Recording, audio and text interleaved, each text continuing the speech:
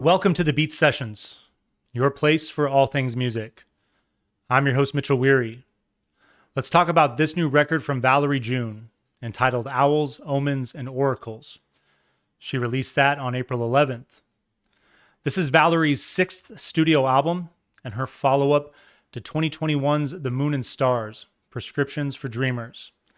And with this new record, the Tennessee singer-songwriter continues to develop her expansive, soul-driven style with a career that spans 20-plus years, marked by consistently original output at a steady pace of new material every 4 years. It's kind of a shame that she hasn't garnered more mainstream attention with her eclectic style, but her appeal to the likes of artists like Bob Dylan, Dan Auerbach, and Brandi Carlile is a testament to her songwriting genius and the respect she has earned from artists industry-wide. To simply call her music soul would overlook the unique nature of her songwriting, especially on this record. She has constructed a style that defies classification, incorporating elements of folk, indie, bluegrass, country, gospel, and blues that all celebrate her Southern roots. Her style is retro and psychedelic while also being fresh and approachable, standing on the shoulders of the giants who came before her and giving those sounds a fresh light. Owls, Omens, and Oracles is a record that seamlessly weaves through these numerous genres.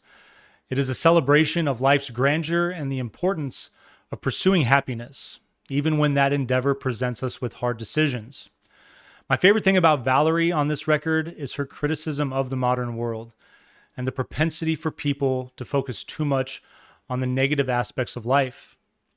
I recently reviewed a new project from Jaffe entitled Heroes, which features 2 sound bites from Alan Watts. Watts states that the meaning of life is just to be alive. It is so plain and so obvious and so simple, and yet everybody rushes around in a great panic as if it were necessary to achieve something beyond themselves. I believe this statement brilliantly captures the essence of what June is distilling on this record. She recently said of the album, "I hope that listeners can put themselves in these songs and discover the light inside themselves that operates at the highest vibration level. We need that, especially right now." After all, the album's lead track, Joy Joy, opens with the lines, "There is a light you can see that is wanting to be free." And for the remainder of this record, her lyrics acknowledge that finding joy is ultimately a choice that comes down to cultivating self-love, learning from your mistakes, and trusting that your spirit guide, so to speak, will lead you down the appropriate path. The compositions on Owls, Omens, and Oracles are rich with texture, but never feel like they're trying to do too much. And I think a big part of that is enlisting singer-songwriter M. Ward to take the reins on production.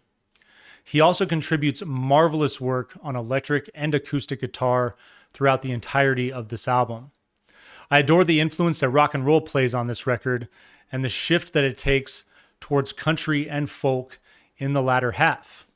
Valerie's vocal performance is stunning as well, which really comes as no surprise. She has one of the most luminous voices that is in a class of its own, marked by her signature pinched Appalachian soprano that explores great range and complements all of the melodies on these tracks. Her performance on acoustic guitar is commendable as well. The record also features an all-star rhythm section with Kaveh Rastegar, who's played with Ringo Starr and Bruce Springsteen on bass. He's just ripping that instrument from start to finish on this thing. And Stephen Hodges on drums, who's worked with the likes of Tom Waits, T-Bone Burnett, and film director David Lynch, is also phenomenal. Shout out to Nate Walcott as well for coordinating all of the string and horn arrangements on the record. Both of these components add so much depth and character to these songs, with a talented collective of musicians bringing them alive. The record opens with Joy Joy. You get this thick rolling bass and light percussion to open the record with mellow funk.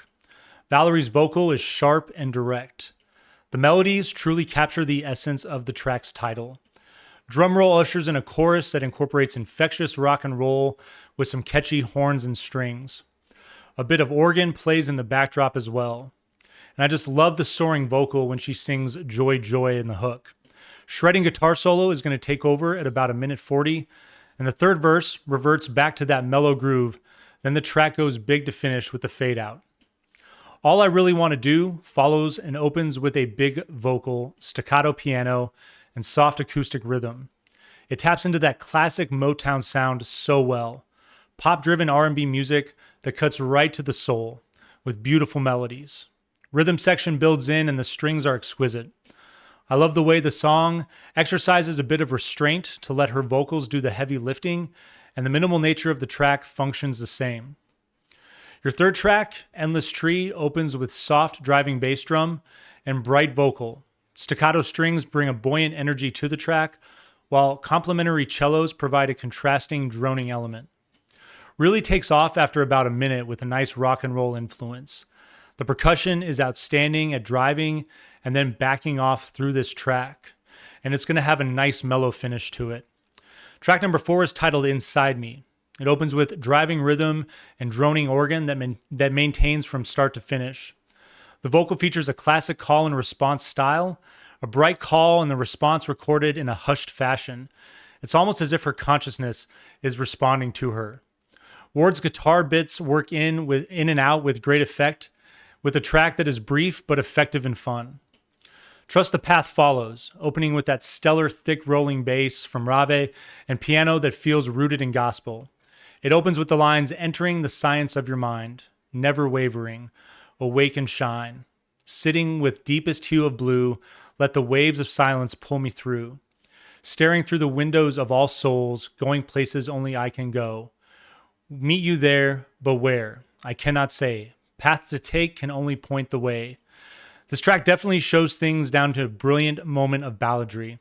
Love the moment of reflection here, and the wordplay is so much fun. Drums build just in at the right moment for the chorus, then mellow with the return to the verse. And the line towards the end, you got to trust the path. I'll only point the way, really captures the essence of this song and the record as a whole. The sixth track is Love Me Any Old Way, marking a shift in the album's focus on romantic love for the next 5 songs.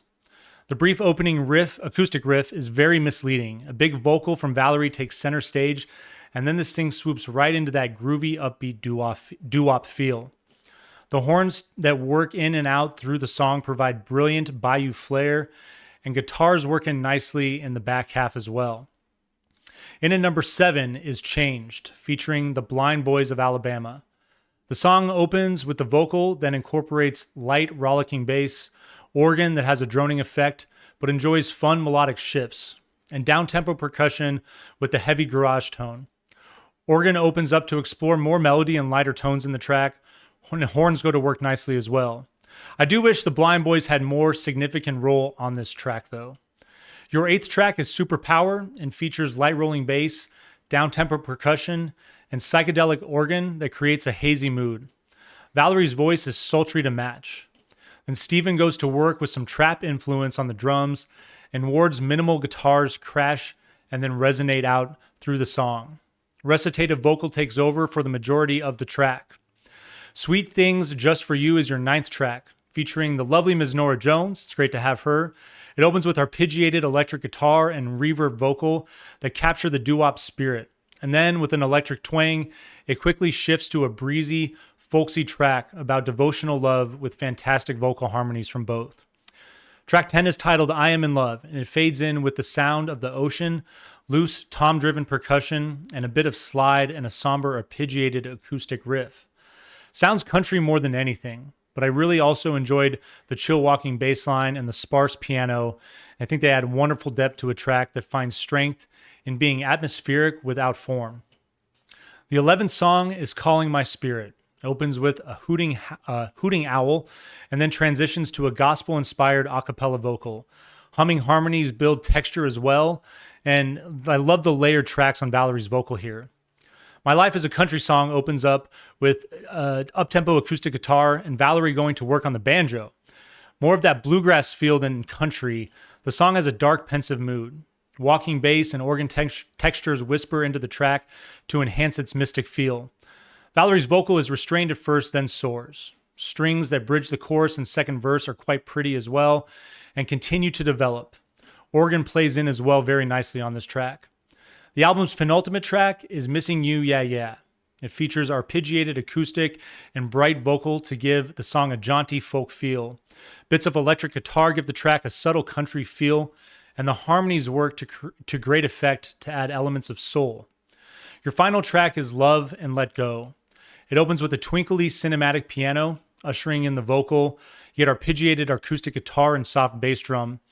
Drums build with brushed softness along with the vocal harmonies, and the horns work in with a somber droning effect during the chorus. The song works into a piano solo about halfway through. Horns become more prominent to close, and the track is a phenomenal way to end this record. I think my only bit of constructive criticism would be that the focus of this record with the idea of romantic love kind of drifts away off the album's main focus of really coming to a place and learning to love oneself and learning to cope with difficult decisions in life. But I think it definitely catches its feet and finishes strong towards the back end. And it's hard to be upset with a record that gives you 14 songs in the tight runtime of 47 minutes. This is a big vinyl please for me, and I'm going to give this record an 8.4 out of 10. I hope you enjoyed this record, and I hope you find this review helpful as well. Please like this video, share it, subscribe to the channel, do all the things to help me blow this project up in 2025. And as always, stay tuned throughout the week for more album reviews, and we will see you next time on the Beat Sessions.